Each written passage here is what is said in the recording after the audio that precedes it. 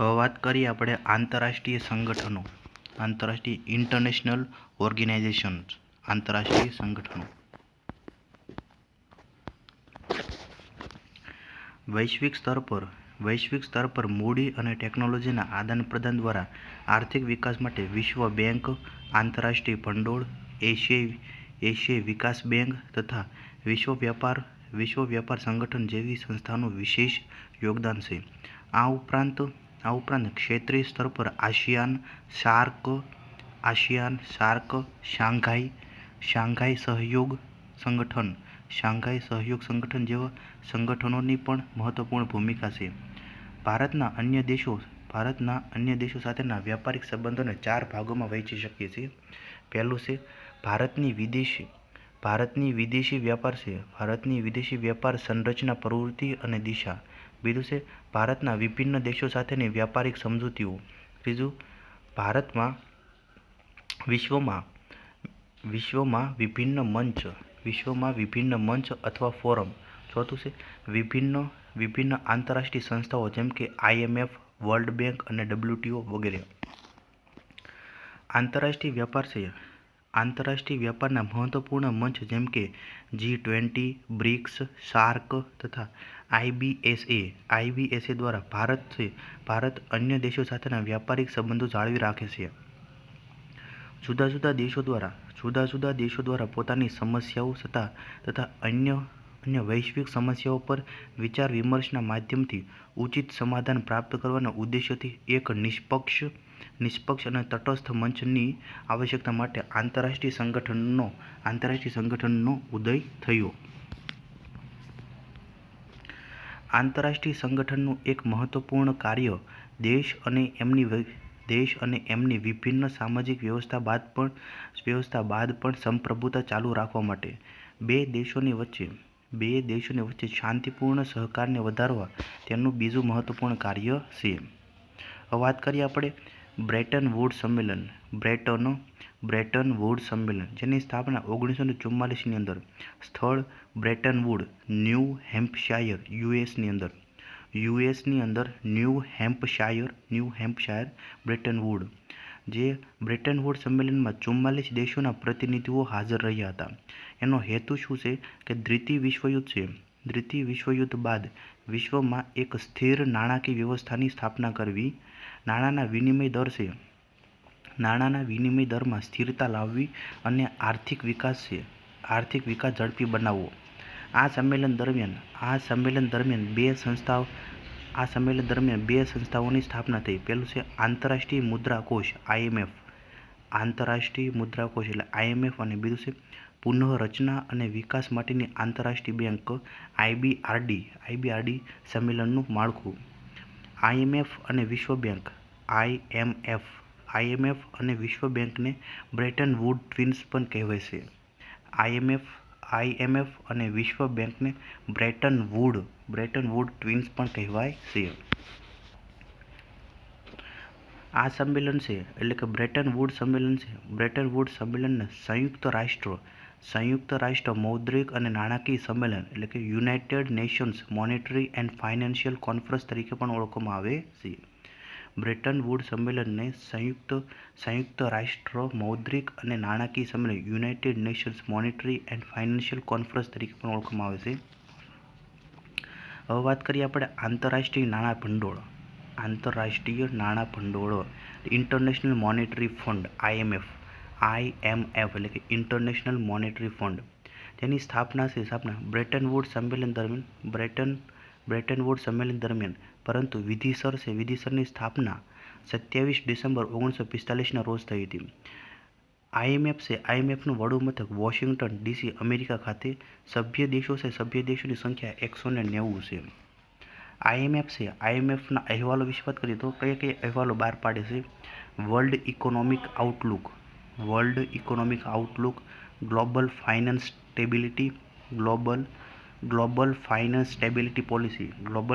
Stability policy, પછી fiscal monitor report જેવા અહેવાલો IMF બહાર પાડે છે. IMF તેના સભ્ય દેશો માટે ટકાઉ વૃદ્ધિ અને સમૃદ્ધિ પ્રાપ્ત કરવા માટે કામ કરે છે. તે આર્થિક સ્થિરતા અને નાણાકીય સહકારને પ્રોત્સાહન આપી ઉત્પાદકતા, રોજગાર સર્જન અને આર્થિક સુખાકારી માટે જરૂરી આર્થિક નીતિઓને આધાર આપે છે. આઈએમએફ દ્વારા તેના સભ્યોને આપવામાં આવતી ક્રેડિટ સિસ્ટમનો ઉલ્લેખ ગોલ્ડ ટ્રાન્સ એટલે કે રિઝર્વ ટ્રાન્સમાં કરવામાં આવ્યો છે. આંતરરાષ્ટ્રીય નાણાકીય સ્થિરતા હેતુ તે નીતિ સલાહ, નાણાકીય સહાયતા અને ક્ષમતા વિકાસ પર કાર્ય કરે છે.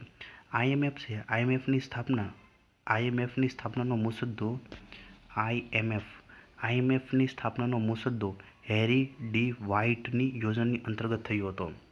આઈએમએફની સ્થાપનાનો મુસદ્દો હેરી ડી વ્હાઇટની યોજનાની અંતર્ગત થયો હતો. આંતરરાષ્ટ્રીય નાણાં ભંડોળના ઉદ્દેશો વિશે વાત કરીએ તો આંતરરાષ્ટ્રીય નાણાં ભંડોળના ઉદ્દેશો: આંતરરાષ્ટ્રીય નાણાકીય સહયોગ વધારવો, આંતરરાષ્ટ્રીય વેપાર માટે સુવિધાઓ ઊભી કરવી, સતત આર્થિક વૃદ્ધિમાં વધારો કરવો, લેણદેણની સમતુલા એટલે કે બેલેન્સ ઓફ પેમેન્ટના સંકટનો સામનો કરી રહેલા સભ્ય દેશોને સંકટની બહાર લાવવા સ્ત્રોતો ઉપલબ્ધ કરાવવા, એક કાયમી સંસ્થા ઊભી કરી આંતરરાષ્ટ્રીય સહકારની સ્થાપના કરવી, સમય અનુસાર બદલાયેલા સંજોગોને અનુરૂપ નીતિ ઘડી શકાય તે માટે કાયમી સંસ્થાની સ્થાપનાને ફરજિયાત બનાવવી. આંતરરાષ્ટ્રીય વેપારના સમતોલ વિકાસની પ્રક્રિયા સરળ બનાવવી, વિદેશી વેચાણ પરની ખરીદી તથા વેચાણ પરના અંકુશો નાબૂદ કરવા, લાંબા ગાળે સભ્ય રાષ્ટ્રોના વચ્ચેના વિનિમય અંકુશો નાબૂદ કરી બહુમુખી વેપારની સગવડો ઊભી કરવી, સભ્યો દેશોની લેણદેણની તુલનાની ખાદ્ય તેનો આર્થિક વિકાસનો ભોગ આપ્યા સિવાય દૂર થાય તે માટે હુંડિયામણની મદદ કરવી, આંતરરાષ્ટ્રીય પ્રશ્ન હલ કરવા યોગ્ય માર્ગદર્શન આપવું. આંતરરાષ્ટ્રીય નાણાં ભંડોળના કાર્યો વિશે વાત કરીએ તો આંતરરાષ્ટ્રીય નાણાં ભંડોળના કાર્યો: આંતરરાષ્ટ્રીય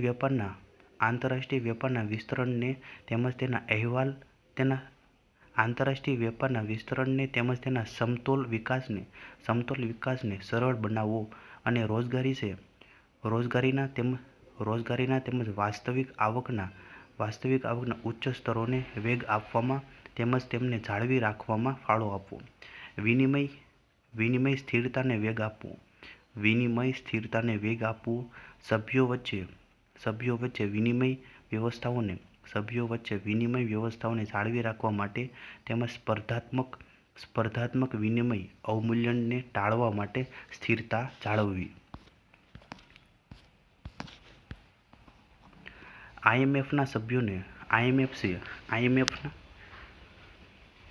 આઈએમએફના સભ્યોને તેની લેણદેણની તુલનાની ક્ષતિપૂર્ણ વ્યવસ્થાને સુધારવા માટે ઋણ આપે છે તેમજ આ મુજબ પગલાં લેતા સમયે રાષ્ટ્રીય અથવા તો આંતરરાષ્ટ્રીય સમૃદ્ધિનું ધ્યાન રાખશે.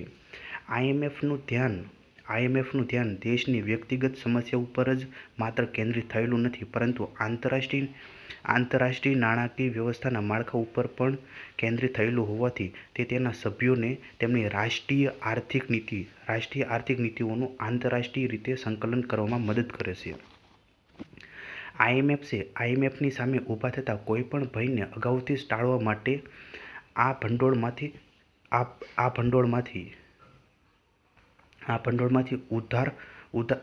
ભંડોળમાંથી ઉધાર નાણાં લઈને પોતાના સંસાધનોમાં પુરવણી કરવાની સત્તા પણ આપવામાં આવી છે. આંતરરાષ્ટ્રીય નાણાં ભંડોળ એ ત્વરિત ધિરાણ ફોર્મ એટલે કે રેપિડ ફાઇનાન્સિંગ ઇન્સ્ટ્રુમેન્ટ અને ત્વરિત ઋણ સુવિધા એટલે કે રેપિડ ક્રેડિટ ફેસિલિટી અંતર્ગત સભ્ય દેશોને ઉધાર આપે છે. જો આ પૂછાઈ શકે એટલે કે આઈએમએફ IMF આંતરરાષ્ટ્રીય નાણાં ભંડોળ ત્વરિત ધિરાણ ફોર્મ એટલે કે રેપિડ ફાઇનાન્સિંગ ઇન્સ્ટ્રુમેન્ટ અને ત્વરિત ઋણ સુવિધા એટલે કે રેપિડ ક્રેડિટ ફેસિલિટી અંતર્ગત સભ્ય દેશોને ઉધાર આપે છે. IMF દ્વારા પોતાના સભ્યોને લેણદેણની તુલના બેલેન્સ ઓફ પેમેન્ટને સંતુલિત કરવા માટેના હેતુથી 27 ફેબ્રુઆરી 1963ના રોજ ક્ષતિપૂર્ણ નાણાકીય સુવિધા એટલે કે કોમ્પેન્સેટરી ફાઇનાન્સિંગ ફેસિલિટીની સ્થાપના કરવામાં આવી. 13 સપ્ટેમ્બર 1974માં સભ્યોની વિશેષ લેણદેણની તુલના એટલે કે બેલેન્સ ઓફ પેમેન્ટની સમસ્યાઓ માટે મધ્યકાલીન સહાયતા હેતુ વિસ્તારિત ફંડ સુવિધા એટલે કે એક્સટેન્ડેડ ફંડ ફેસિલિટી EFFની સ્થાપના થઈ. જ્યારે માર્ચ 1986માં સંરચનાત્મક વ્યવસ્થા સુવિધા એટલે કે સ્ટ્રક્ચરલ એડજસ્ટમેન્ટ ફેસિલિટી SAFની સ્થાપના કરવામાં આવી. IMFનું માળખું વિશે વાત કરીએ તો IMFનું માળખું. IMF A board of governors. તે પ્રત્યેક સભ્ય દેશોમાંથી એક ગવર્નર હોય છે અને એક વૈકલ્પિક ગવર્નર. ભારત તરફથી નાણામંત્રી અને RBI ગવર્નર હોય છે.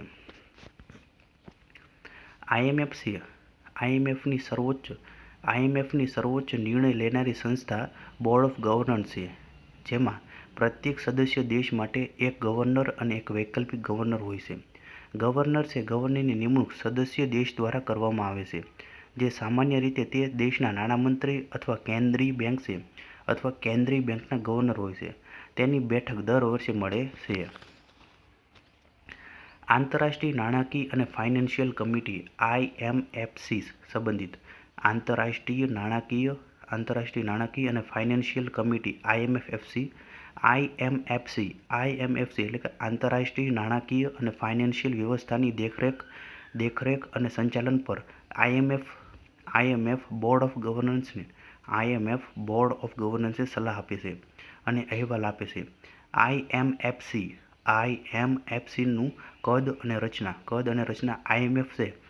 IMFના એક્ઝિક્યુટિવ બોર્ડની કદ અને રચનાને પ્રતિબિંબિત કરે છે.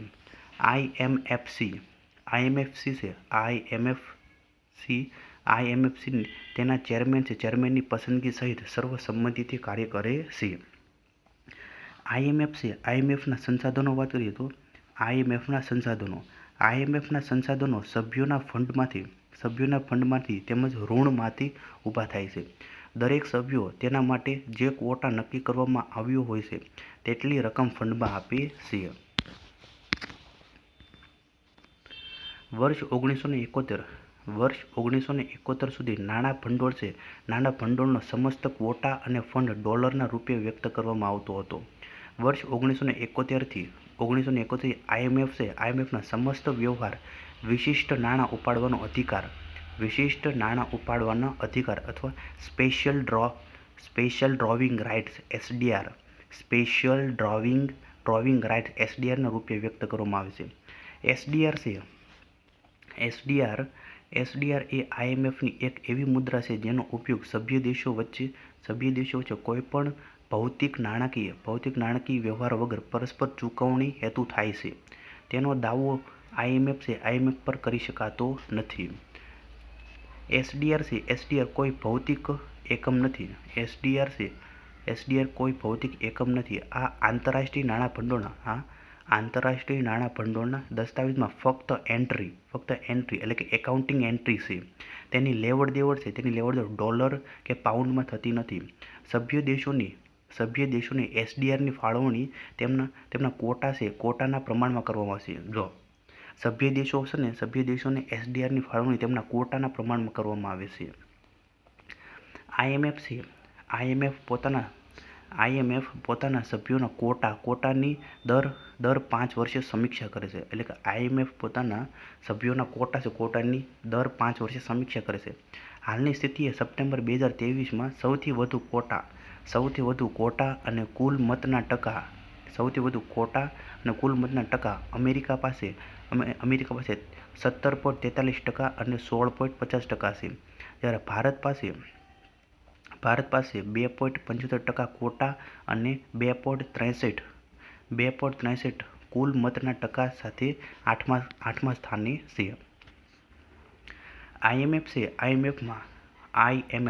આઈએમએફમાં સભ્ય દેશોના કોટા નિર્ધારણ એક ફોર્મ્યુલા દ્વારા કરવામાં આવશે. એટલે આઈએમએફનો જે કોટા છે એક ફોર્મ્યુલા દ્વારા કરવામાં આવે જે નીચે મુજબ છે. કુલ ઘરેલું ઉત્પાદન એટલે કે જીડીપી છે, જીડીપીના 50%, કુલ ઘરેલું ઉત્પાદન એટલે કે જીડીપીના 50%, અર્થવ્યવસ્થા છે, અર્થવ્યવસ્થાનું ખુલ્લાપણું એના 30%, આર્થિક પરિવર્તનશીલતા એના 15% અને આંતરરાષ્ટ્રીય રિઝર્વ એનું 5%. એટલે કે આઈએમએફના જે સભ્ય દેશો છે એનો કોટા કઈ રીતે નિર્ધારણ થાય છે. તે જીડીપીના 50%, અર્થવ્યવસ્થાનું ખુલ્લાપણું છે એના 30%, આર્થિક પરિવર્તનશીલતા એના 15% અને આંતરરાષ્ટ્રીય રિઝર્વ એના 5%. આ રીતે નિર્ધારણ થાય છે.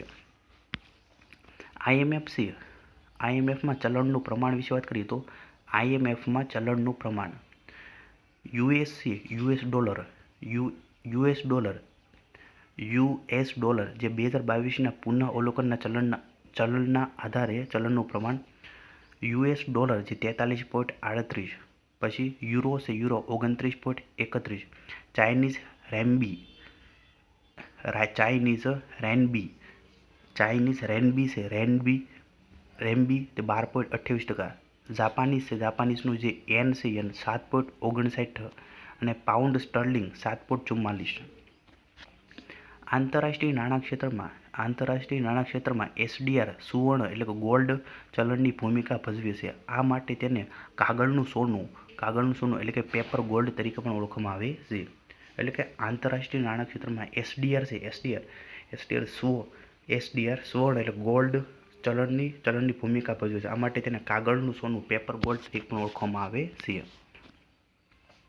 હવે વાત કરીએ આપણે ભારત અને આઈએમએફ. ભારત આઈએમએફનો સંસ્થાપક સભ્ય છે. દેશના નાણામંત્રી આઈએમએફ છે. આઈએમએફના ગવર્નર મંડળ એટલે બોર્ડ ઓફ ગવર્નર્સમાં ગવર્નર પદે એક્સ ઓફિશિયો ગવર્નર હોય છે, તથા આરબીઆઈ છે. આરબીઆઈનું સ્થાન બીજા ગવર્નર તરીકેનું હોય છે. આઈએમએફમાં ભારતનું પ્રતિનિધિત્વ એક કાર્યકારી નિદેશક કરે છે, જે અન્ય 3 દેશો બાંગ્લાદેશ, ભૂટાન અને શ્રીલંકાનું પણ પ્રતિનિધિત્વ કરે છે. આઈએમએફ પાસેથી લીધેલા બધા ધિરાણની ચૂકવણી ભારતે કરી દીધી છે. ભારત અનુદાન રૂપે આઈએમએફના સબસિડી ખાતામાં રૂપિયા આપે છે અને $1 મિલિયન દર વર્ષે એટલે કે 15 વર્ષ સુધીમાં $15 મિલિયન પ્રદાન કરવાનું વચન ભારતે આઈએમએફને આપ્યું છે.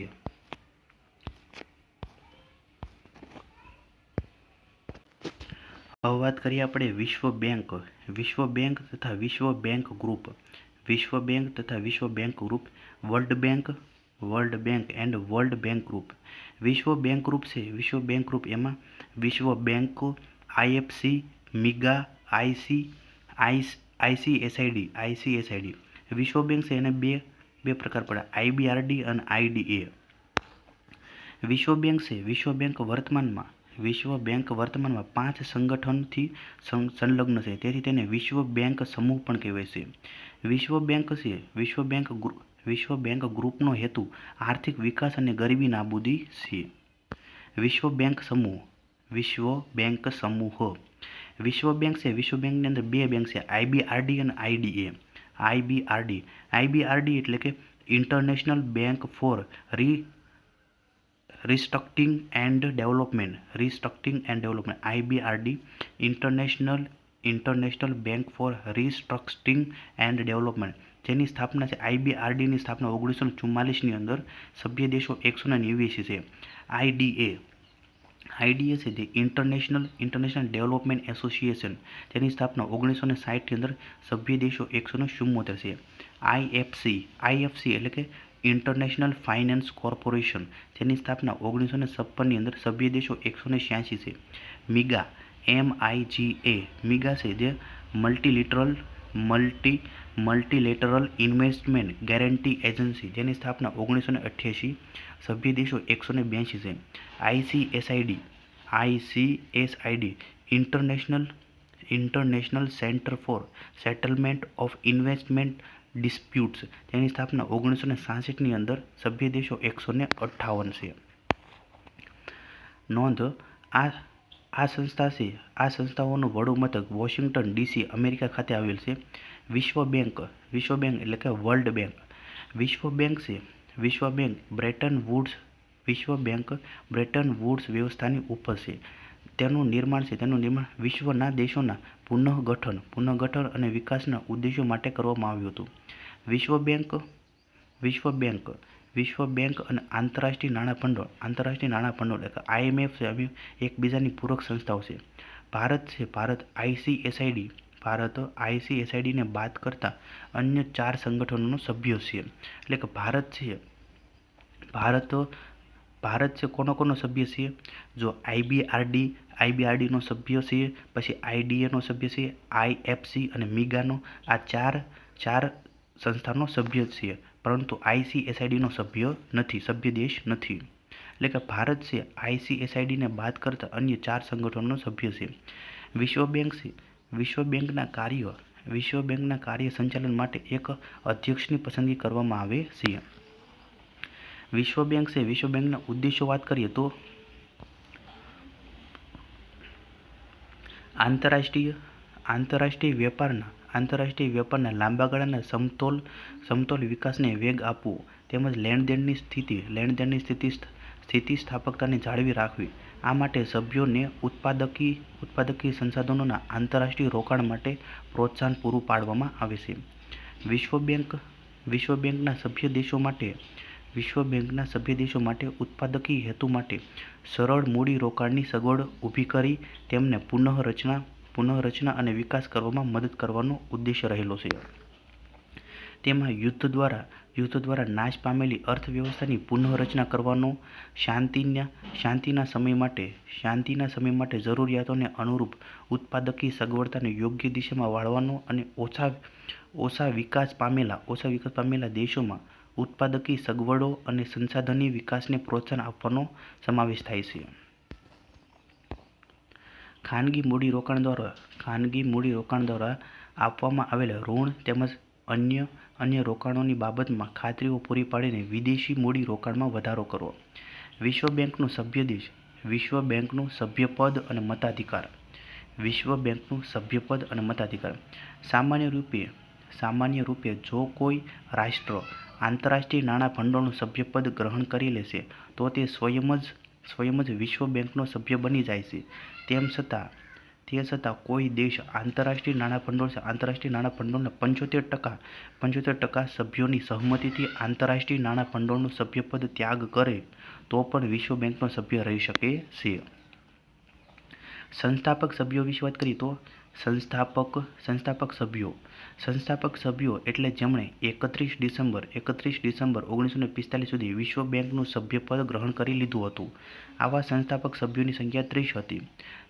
સામાન્ય સભ્યો વિશે વાત કરીએ. સામાન્ય સભ્યો એટલે જેમણે 31 ડિસેમ્બર 1945 પછી વિશ્વ બેંકનું સભ્યપદ ગ્રહણ કરી લીધું હોય તે સામાન્ય સભ્યોની વર્તમાન સંખ્યા 189 છે. વિશ્વ બેંકની મૂડીમાં સભ્ય રાષ્ટ્રોના હિસ્સા અનુરૂપ જ વિશ્વ બેંકના સભ્યોના મતાધિકારનું નિર્ધારણ કરવામાં આવે છે. દરેક એક ભાગ પર એક વધારાનો મતાધિકાર સભ્ય રાષ્ટ્રને ફાળવવામાં આવે છે. વિશ્વ બેંકનું માળખું વિશે વાત કરીએ એટલે કે સ્ટ્રક્ચર ઓફ વર્લ્ડ બેંક. વિશ્વ બેંકનું માળખું. વિશ્વ બેંકની સર્વોચ્ચ નિર્ણય લેનારી સંસ્થા બોર્ડ ઓફ ગવર્નર્સ છે, જેમાં પ્રત્યેક સદસ્ય દેશ માટે એક ગવર્નર અને એક વૈકલ્પિક ગવર્નર હોય છે.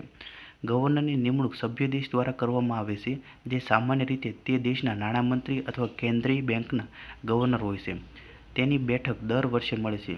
વિશ્વ બેંકના ગવર્નરો પોતાની સત્તાઓ બોર્ડ ઓફ એક્ઝિક્યુટિવ ડાયરેક્ટરને સોંપતા હોય છે, જે બોર્ડ પૂર્ણ સમય માટે પોતાની ફરજો બજાવતા હોય છે. John Maynard Keynes John Maynard Keynes અને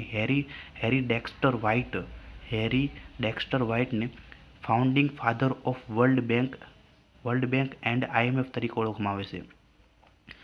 જ્હોન મેનાર્ડ કેન્સ અને હેરી ડેક્સ્ટર વ્હાઇટને founding father of World Bank and IMF તરીકે ઓળખવામાં આવે છે. આંતરરાષ્ટ્રીય પુનઃનિર્માણ અને વિકાસ બેંક આંતરરાષ્ટ્રીય પુનઃનિર્માણ અને વિકાસ બેંક એટલે કે international bank four reconstruction and development IBRD એટલે કે international bank four reconstruction and development. IBRD વિશ્વ બેંકની સૌથી જૂની સંસ્થા છે. તેની સ્થાપના બીજા વિશ્વયુદ્ધ બાદ યુરોપના પુનઃનિર્માણમાં મદદરૂપ થવા માટે કરવામાં આવી હતી.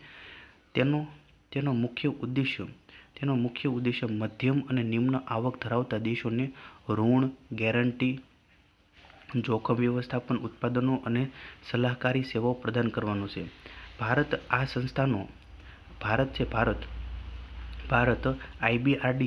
ભારત IBRD સંસ્થાનો સ્થાપક સભ્ય દેશ છે. વિશ્વ બેંકમાં 2010ના સુધારા પછી IBRDમાં ભારતના મતનું પ્રમાણ 2.77% વધીને 2.91% થયું છે. IBRD સંસ્થા દ્વારા વર્લ્ડ ડેવલપમેન્ટ રિપોર્ટ બહાર પાડવામાં આવે છે. હવે વાત કરીએ આંતરરાષ્ટ્રીય વિકાસ સંઘ IDA એટલે કે ઇન્ટરનેશનલ ડેવલપમેન્ટ એસોસિએશન. તેનો ઉદ્દેશ્ય આર્થિક વિકાસને વેગ આપતા, અસમાનતા ઘટાડતા અને લોકોની જીવનશૈલીમાં સુધારો લાવતા કાર્યક્રમોને ઓછા વ્યાજે ઋણ અને અનુદાન આપી ગરીબી ઘટાડવાનો છે. IDA ઇન્ટરનેશનલ ડેવલપમેન્ટ એસોસિએશન તે ગરીબી એટલે કે પોવર્ટી, અગ્રતા એટલે કે પ્રિફરન્સ અને પરિયોજના એટલે પ્રોજેક્ટ એટલે કે 3P ના આધારે ઋણ આપે છે. 3P ના આધારે ઋણ આપે છે એટલે કે પોવર્ટી, પ્રેફરન્સ અને પ્રોજેક્ટના આધારે. IDAનો મુખ્ય કાર્ય સભ્ય દેશો જેની આવક પ્રતિ વ્યક્તિ $895 હોય તેવા દેશોને ઋણ આપવાનું તેમજ આધારભૂત સંરચનાઓ અને આર્થિક સેવાઓમાં વિકાસ કરવા મદદ કરવી. આંતરરાષ્ટ્રીય નાણાકીય નિગમ international finance corporation IFC international finance corporation IFC જે ખાનગી ક્ષેત્રોમાં ધિરાણ આપતી સૌથી મોટી સંસ્થા છે. તે વિકાસશીલ દેશોમાં ખાનગી ઉદ્યોગોને સરકારી ગેરંટી વગર નાણાંની વ્યવસ્થા કરી આપે છે. IFC દ્વારા તેના સભ્ય દેશોને આપવામાં આવતી ઋણની સાથે સાર્વજનિક ઉપક્રમો અને પરિયોજનાઓ માટે પણ ઋણ અને સલાહ પણ આપે છે. બહુપક્ષીય રોકાણ ગેરંટી એજન્સી એટલે કે multilateral investment guarantee agency MIGA multilateral investment guarantee agency MIGA. તેનો મુખ્ય ઉદ્દેશ્ય રોકાણકારો અને ધિરાણકર્તાઓના રાજનૈતિક અને ગેર-વ્યવસાયિક જોખમો સામે ગેરંટી આપીને વિકાસશીલ દેશોમાં પરસ્પર રોકાણને પ્રોત્સાહન આપવાનો છે. ICSID એટલે કે આંતરરાષ્ટ્રીય રોકાણ અને વિવાદ નિવારણ કેન્દ્ર. આંતરરાષ્ટ્રીય રોકાણ અને વિવાદ નિવારણ કેન્દ્ર. International centre for settlement of investment disputes ICSIDની સ્થાપના આંતરરાષ્ટ્રીય રોકાણમાં થતા વિવાદોનો ઉકેલ લાવવા કરવામાં આવી હતી. આ સંસ્થા દ્વારા આપવામાં આવેલ ચુકાદો બધા જ પક્ષોએ માન્ય રાખવો ફરજિયાત છે. ભારત જે ICSIDનો સભ્ય નથી. વિશ્વ બેંક અને ભારત વિશે વાત કરીએ તો વિશ્વ બેંક અને ભારત ભારત વિશ્વ બેંક સમૂહની 5 સંસ્થાઓમાંથી આઈસીએસઆઈડી સિવાયની 4 સંસ્થા આઈબીઆરડી, આઈડીએ, આઈએફસી અને મીગાનો સભ્ય છે. 1994માં પ્રથમવાર આઈબીઆરડીએ ભારતની કૃષિ મશીનરી પરિયોજના માટે લોનની મંજૂરી આપી હતી. વિશ્વ બેંક દ્વારા ભારત અને પાકિસ્તાન વચ્ચે થયેલા 1960ના સિંધુ જળ કરારમાં મધ્યસ્થીની ભૂમિકા નિભાવી હતી. આઈબીઆરડી દ્વારા ભારતને આર્થિક મદદ કરવાના ઉદ્દેશ્યથી 1950માં ભારત સહાયતા ક્લબ એઆઈડી ઇન્ડિયા ક્લબની રચના કરી હતી. આ ભારતને આર્થિક મદદ કરતા દેશોનો સંઘ હતો, જેમાં America, Britain, Canada, Japan, France અને જર્મની જેવા આર્થિક રૂપથી સંપન્ન દેશ સામેલ હતા, જેને વર્તમાનમાં ભારત વિકાસ ફોરમ ઇન્ડિયા ડેવલપમેન્ટ ફોરમના નામથી ઓળખવામાં આવે છે. ભારતના આર્થિક વિકાસની ગતિને ઝડપી કરવામાં વિશ્વ બેંકે દેશની વિવિધ વિકાસ પરિયોજનાઓમાં લાંબા ગાળાની મૂડી રોકાણ કરવામાં અભૂતપૂર્વ ફાળો આપ્યો છે. વિવિધ વિકાસ પરિયોજનાઓ જેવી કે પરિવહન અને સંચાર, સિંચાઈ, શિક્ષણ, જળપૂર્તિ, વિદ્યુત શક્તિ, વસ્તી નિયંત્રણ, ગરીબી નાબૂદી, પાયાની સંરચના એટલે કે બેઝિક ઇન્ફ્રાસ્ટ્રક્ચર, ગ્રામીણ વિકાસ અને સડક નિર્માણ પૂર્ણ કરવા માટે વિશ્વ બેંક દ્વારા લાંબા ગાળાનું ઋણ પ્રદાન કરવામાં આવે છે. ભારતમાં વિશ્વ બેંક દ્વારા પ્રાયોજિત યોજનાઓ નીચે મુજબ છે. શુદ્ધ પીવાલાયક પાણીની ઉપલબ્ધતા, ગ્રામીણ ક્ષેત્રોમાં આધારભૂત સંરચના. આંધ્રપ્રદેશની ઇન્દિરા ક્રાંતિ યોજના, સર્વ શિક્ષા અભિયાન, વિદ્યુત ટ્રાન્સમિશન નેટવર્ક પાવર ગ્રીડ, રાષ્ટ્રીય દૂધ પરિયોજના. હવે વાત કરીએ આપણે આંતરરાષ્ટ્રીય નાણાં ભંડોળ અને વિશ્વ બેંક. વાત કરીએ આપણે વિશ્વ બેંક એટલે કે વર્લ્ડ બેંક. વિશ્વ બેંક વિવિધ દેશોને લાંબા ગાળાના આર્થિક વિકાસ અને ગરીબી નાબૂદી માટે નાણાકીય અને તકનીકી સહાય પૂરી પાડે છે. લાંબા ગાળાના વિકાસલક્ષી કાર્યોમાં શાળાઓ બનાવવી, પાણી અને વીજળીની સુવિધા પૂરી પાડવી વગેરેનો સમાવેશ થાય છે. સામાન્ય રીતે વિશ્વ બેંક દ્વારા અપાતી સહાય લાંબા ગાળાની હોય છે. વિશ્વ બેંક તેના સભ્ય દેશો દ્વારા પૂરું પાડવામાં આવેલ નાણાં અને બોન્ડ ઇસ્યુ કરીને લોન આપવા માટેનું ભંડોળ ઊભું કરે છે. વર્લ્ડ બેંકના હોદ્દેદારો શિક્ષણ, આબોહવા જેવા વિવિધ ક્ષેત્રોમાં જ્ઞાન ધરાવતા તજજ્ઞો હોય છે. આંતરરાષ્ટ્રીય નાણાં ભંડોળ એટલે કે ઇન્ટરનેશનલ મોનિટરી ફંડ આઈએમએફ એ વૈશ્વિક અને નાણાકીય સ્થિરતા જાળવવા અને સભ્ય દેશોને મજબૂત અર્થવ્યવસ્થા બનાવવા અને જાળવી રાખવા માટે નીતિગત સલાહ તથા ક્ષમતા નિર્માણ માટે સહાય પૂરી પાડે છે. આઈએમએફ જે ટૂંકા અને મધ્યમ ગાળાની લોન પૂરી પાડે છે. આઈએમએફ સભ્ય દેશોના કોટા દ્વારા સંચિત નાણાંમાંથી લોન માટેનું ભંડોળ તૈયાર કરે છે. આઈએમએફમાં હોદ્દેદારો મુખ્યત્વે ઇકોનોમી અને નાણાકીય નીતિ સંબંધિત બહોળો અનુભવ ધરાવતા અર્થશાસ્ત્રીઓ હોય છે. હવે વાત કરીએ આપણે વિશ્વ વ્યાપાર સંગઠન વર્લ્ડ ટ્રેડ ઓર્ગેનાઇઝેશન વિશ્વ વ્યાપાર સંગઠન છે. વિશ્વ વ્યાપાર સંગઠનનો મુખ્ય ઉદ્દેશ્ય વિશ્વમાં સરળ, અનુમાનિત અને મુક્તપણે વેપાર થાય તેવી વ્યવસ્થાનું સર્જન કરવું. ડબ્લ્યુટીઓ છે. ડબ્લ્યુટીઓ વેપાર નિયમોની વૈશ્વિક પ્રણાલીનું સંચાલન કરે છે. તે વેપાર કરારની વાટાઘાટો માટે એક મંચ પૂરું પાડે છે. તે તેના સભ્યો વચ્ચેના વેપાર વિવાદોનું સમાધાન કરે છે. વિશ્વ વ્યાપાર સંગઠન છે. વિશ્વ વ્યાપાર સંગઠન વર્તમાનમાં 164 દેશો સભ્યપદ ધરાવે છે અને 23 નિરીક્ષકો છે. વર્ષ 2016માં અફઘાનિસ્તાન આ સંગઠનનો 164મો સભ્ય દેશ બન્યો હતો. વિશ્વ વ્યાપાર સંગઠનની અધિકારિક ભાષાઓ કઈ છે? અંગ્રેજી, ફ્રેન્ચ અને સ્પેનિશ છે. ડબ્લ્યુટીઓ વર્લ્ડ ટ્રેડ ઓર્ગેનાઇઝેશનની અધિકારિક ભાષાઓ કઈ? અંગ્રેજી, ફ્રેન્ચ અને સ્પેનિશ છે. ડબલ્યુટીઓ છે, ડબલ્યુટીઓના પાયાના નિયમોમાં સમાવિષ્ટ કેટલાક મહત્વના સિદ્ધાંતો નીચે મુજબ છે. વાત કરીએ, પહેલું છે સ્પેશિયલ એન્ડ ડિફરન્શિયલ ટ્રીટમેન્ટ, એસએનડીટી એટલે કે દરેક સભ્ય બીજાને વિશેષ અને અલગ રીતે દરજ્જો આપી શકે. એટલે કે સ્પેશિયલ એન્ડ ડિફરન્શિયલ ટ્રીટમેન્ટ, એસએનડીટી, દરેક સભ્ય બીજાને વિશેષ અને અલગ રીતે દરજ્જો આપી શકે. બીજું છે નેશનલ ટ્રીટમેન્ટ,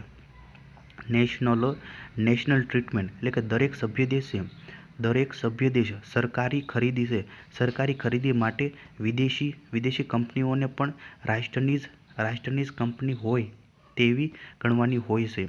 ત્રીજું છે મોસ્ટ ફેવર્ડ નેશન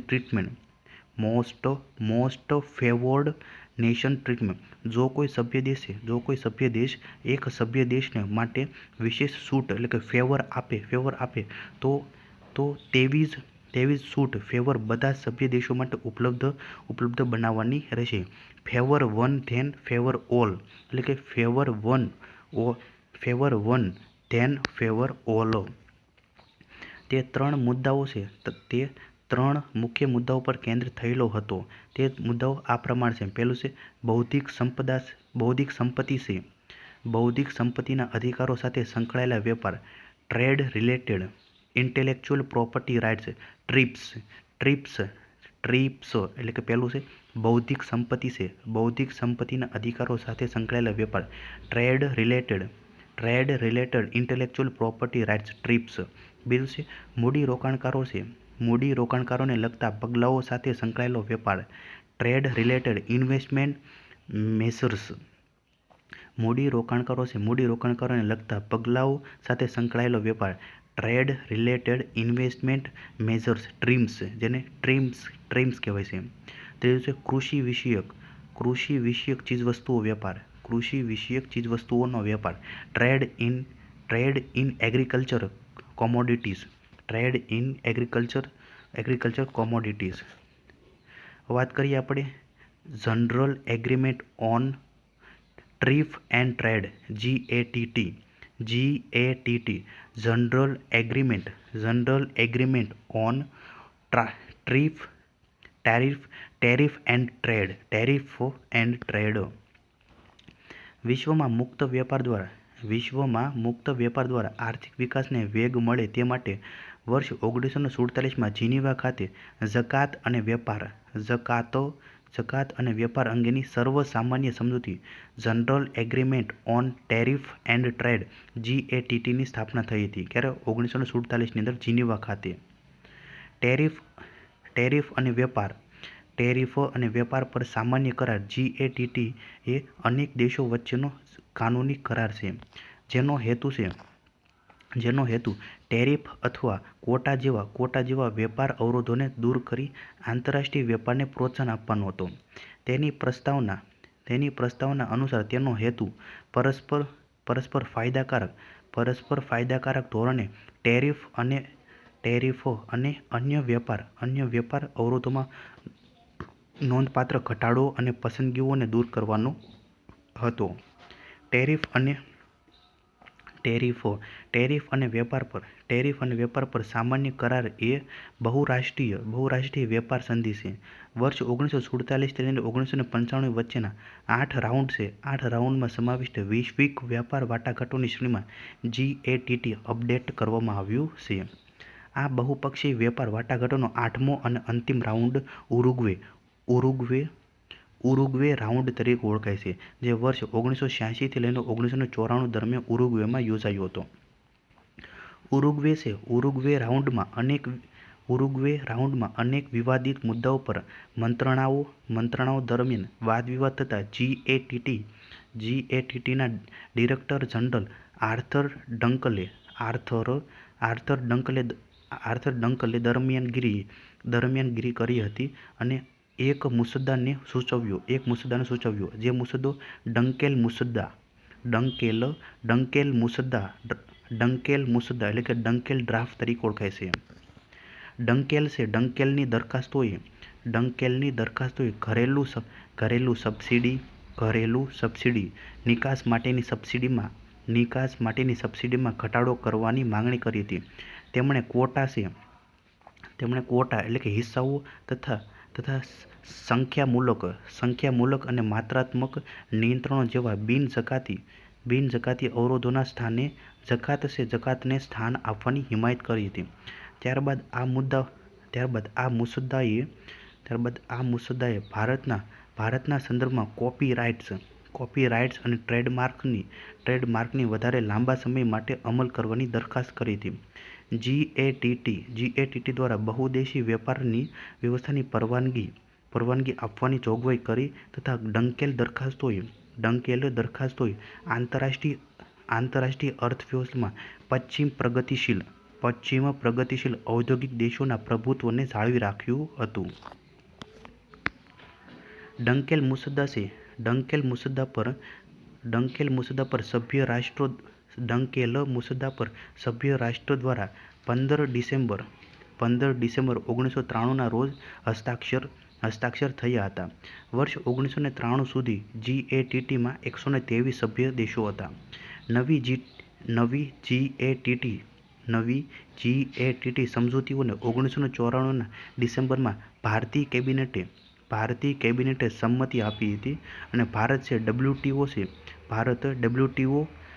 WTO અને GATT બંનેનો સંસ્થાપક સભ્ય દેશ બને છે. ક્યારે? 1994ની અંદર. GATT સમજૂતીનું નોંધપાત્ર પાસું એ છે કે તેના દ્વારા 1 જાન્યુઆરી 1995ના રોજ વિશ્વ વ્યાપાર સંગઠન WTOની સ્થાપના કરવામાં આવી, જેણે GATTનું સ્થાન લીધું હતું. આ સંગઠન એક સભ્ય એક મતના આધારે સર્વસંમતિથી નિર્ણય લેનાર સંગઠન છે. મંત્રીસ્તરીય સંમેલન WTO છે. WTOની નિર્ણય કરનાર સર્વોચ્ચ બોડી છે, જે દર 2 વર્ષે ઓછામાં ઓછી એક વાર મળે છે. આ સંમેલન દરમિયાન બધી જ બાબતોથી જોડાયેલ નિર્ણયો લેવામાં આવે છે. ત્યારબાદ અત્યાર સુધી 11 સંમેલન થઈ ચૂક્યા છે. WTOનું પહેલું સંમેલન સિંગાપોર 1996ની અંદર અને છેલ્લું સંમેલન 2022માં જીનીવા, સ્વિટ્ઝરલેન્ડમાં થયું હતું અને આગામી 2024માં અબુધાબી UAEમાં યોજાશે. વિશ્વ વ્યાપાર સંગઠનના ઉદ્દેશો વૈશ્વિક વ્યાપાર માટે કેટલાક પાયાના નિયમો બનાવી ફ્રી અને ફેર ટ્રેડને પ્રોત્સાહન આપવું, સેવાઓનું ઉત્પાદન અને વેપારનો પ્રસાર કરવો, વિશ્વમાં સંશોધનોનો અનુકૂળ ઉપયોગ કરવો, પર્યાવરણનું સંરક્ષણ અને જીવન સ્તરમાં વૃદ્ધિ કરવી, પૂર્ણ રોજગાર અને અસરકારક માંગમાં બૃહદ સ્તરીય પણ મજબૂત વૃદ્ધિ કરવી. વિશ્વ વ્યાપાર સંગઠનના કાર્યો વિશે વાત કરીએ તો વિશ્વ વ્યાપાર સંગઠનના કાર્યો: વિશ્વ વ્યાપાર કરાર અને બહુપક્ષી કરારના અમલ, વહીવટ અને સંચાલન માટે સુવિધાઓ પ્રદાન કરવી, વેપાર અને પ્રશુલ્ક અથવા જકાત સંબંધિત કોઈપણ ભવિષ્યના કેસમાં સભ્યોની ચર્ચા વિચારણા માટે એક પ્લેટફોર્મના રૂપે કાર્ય કરવું, વિવાદના નિવારણથી સંબંધિત નિયમો અને પ્રક્રિયાઓને યોગ્ય રૂપે ચલાવવી, વૈશ્વિક આર્થિક નીતિ નિર્માણમાં વધુ એકરૂપ ભાવ લાવવા માટે આંતરરાષ્ટ્રીય નાણાં ભંડોળ IMF અને વિશ્વ બેંક IBRDને સહકાર આપવો. વિશ્વ વ્યાપાર સંગઠનને સંબંધિત સમિતિઓ વિશે વાત કરીએ તો વિશ્વ વ્યાપાર સંગઠનને સંબંધિત સમિતિઓમાં પહેલું છે વિવાદ નિવારણ કમિટી એટલે કે ડિસ્પ્યુટ સેટલમેન્ટ બોડી DSB એટલે કે ડિસ્પ્યુટ સેટલમેન્ટ બોડી. બીજું છે વેપાર નીતિ સમીક્ષા કમિટી એટલે કે ટ્રેડ પોલિસી રિવ્યુ બોડી ટીપીઆરબી એટલે કે ટ્રેડ પોલિસી રિવ્યુ બોડી. ત્રીજું છે વસ્તુ વેપાર પરિષદ એટલે કે council for trade in goods. ચોથું સેવા વેપાર પરિષદ council for trade in service. પાંચમું છે બૌદ્ધિક સંપત્તિ અધિકારો સાથે સંકળાયેલી વેપાર પરિષદ council for trade related aspects of intellectual property rights.